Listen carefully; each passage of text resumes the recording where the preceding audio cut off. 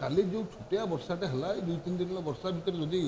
आपंकर बनिया परिस्थिति होती तेणु कंटिन्यू 2 दिन वर्षा हम से पंचायत पूरा बुड़ीज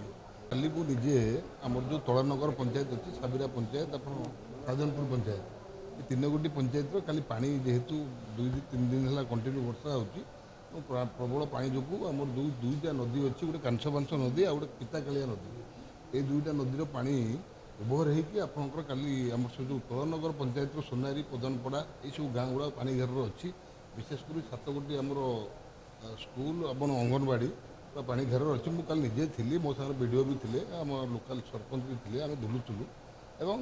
जदि कंटिन्यू वर्षा आज मो पाखे जहाँ खबर अच्छी तो भुवनेश्वर पलि आसी जहाँ खबर अच्छी जदि काली वर्षा संध्या सुधा होता बंद अच्छी वर्षा एवं जब वर्षा ना जदि कंटिन्यू वर्षा हुए तेणु सी निश्चित भाव से गाँ गुड़ा पूरा बुड़ीज पानी से तेणु एटाई मुवेदन रखुच्छी प्रशासन पाखे जो कांसबांस नदी अच्छी विशेषकर कांसबांस नदीर जो एम्बांकमेंट अच्छी से एम्बांकमेंट आमर जेहेतु पूरा लो अच्छी एवं कांसबांस नदीर पुनरुत्थान हो पार पानी पासा नहीं पार पानी जो पानीटा जो स्पीड्रे नदी जाकि समुद्र पड़ा कथा जेहेतु कांसबांस नदी उठी जाइए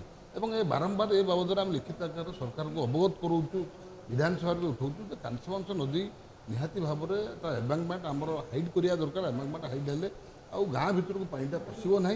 तेणु मोर अनुरोध आपण मध्यम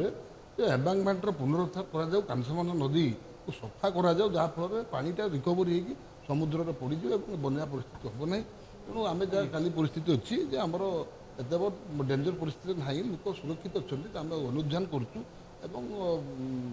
आशा करूँ परिस्थिति न हो जहाँ मुझे आपण मत रखिली जे एम्बांकमेंटर सुरक्षा करा कांसबांस नदीर से कांसबांस नदी की आउ थे सफाई करा धन्यवाद।